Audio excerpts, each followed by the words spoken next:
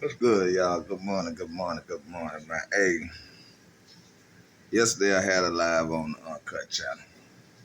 In the cover comment, what I'm saying, somebody had done posted. We ain't gonna do no name.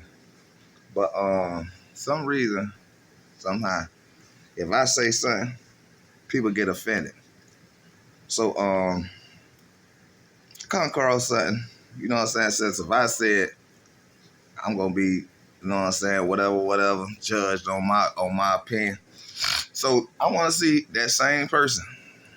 I want you to judge this person. And then, maybe this definition or understanding or this message might touch you. Sorry about that. I'm gonna get close and let you know what it is that I be talking about and what I be meaning about. There is a difference. With that being said, man, y'all just pay attention, man. You know what I'm saying? If somebody who look like me tell y'all something, it's off or it's racist, well, I'm gonna let this person tell y'all, and then y'all come back and let me then drop it in the comments and let me know what you think about it. Check this out.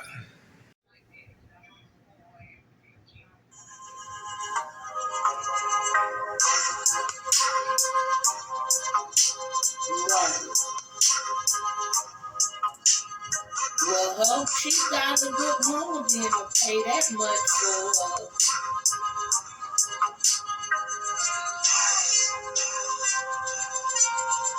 But that's too much.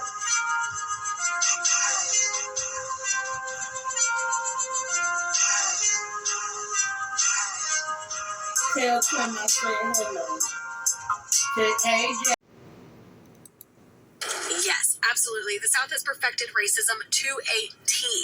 And they've done it by clumping it into two different categories, right? So the first one is the in-your-face racism, the Confederate flags hanging on the back of pickup trucks, the white guys using N-words, the disowning your family members because they have a mixed baby or whatever, right? Like that's the in-your-face stuff that like I witnessed growing up and knew was messed up, right? Like that's the kind of stuff that like we know is racist, we know is messed up, right? The other side is the Southern heritage side, the culture side, the Southern Belle side, the old money side, right? Which we all know that old money is built on the backs of slaves and it's just white people that benefit from it now, right? But that's the side that they make the decisions in the South. They're the ones who are buying off politicians and getting their own interests pushed into politics, which then leads to further systematic racism. But those are the ones that are going to disguise everything they do as, oh, well, that's just our tradition, baby. Well, they got their own churches. Why would they come to our church? They got their own sorority. Why would they come to ours? As if they weren't forced to start their own organizations when we excluded them from ours.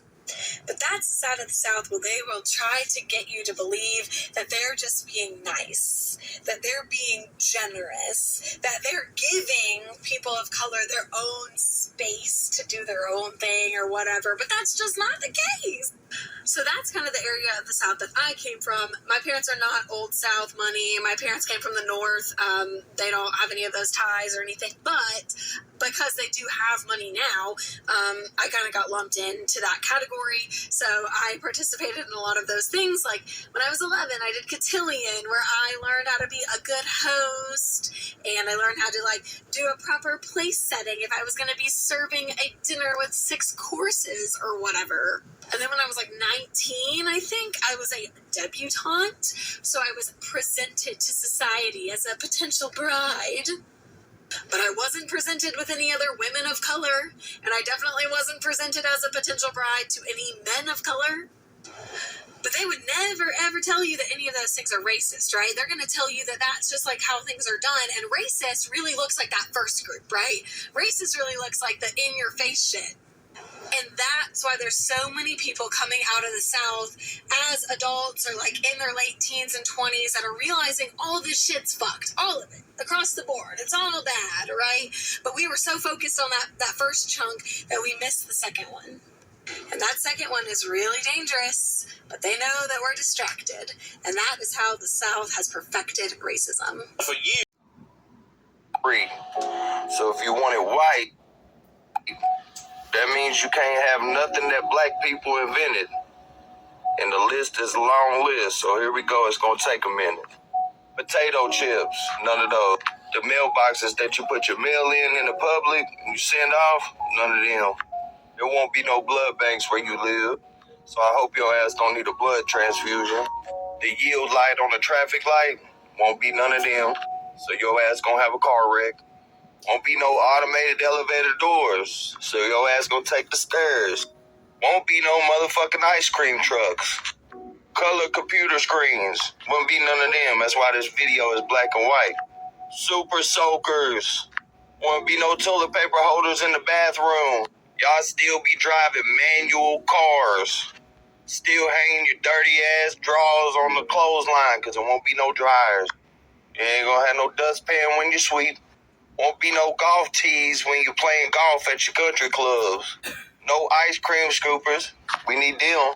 Your racist ass ain't gonna have no lawnmower. You gonna have to use the scissors, bro. You ain't gonna have a toilet. No mops. The alphabet. You can't play no chess. Can't write on paper. Security systems. Security systems. And some of that medicine that you take because you crazy as fuck, it won't be none of that either. So, are you sure you want to live in a black-free neighborhood? All right, Mr. Haywood says he wants his town white and crime-free. So if you want it white, that means you can't have nothing that black people invented. And the list is a long list, so here we go. It's going to take a minute. Potato chips, none of those. The mailboxes that you put your mail in the public and you send off, none of them. There won't be no blood banks where you live, so I hope your ass don't need a blood transfusion.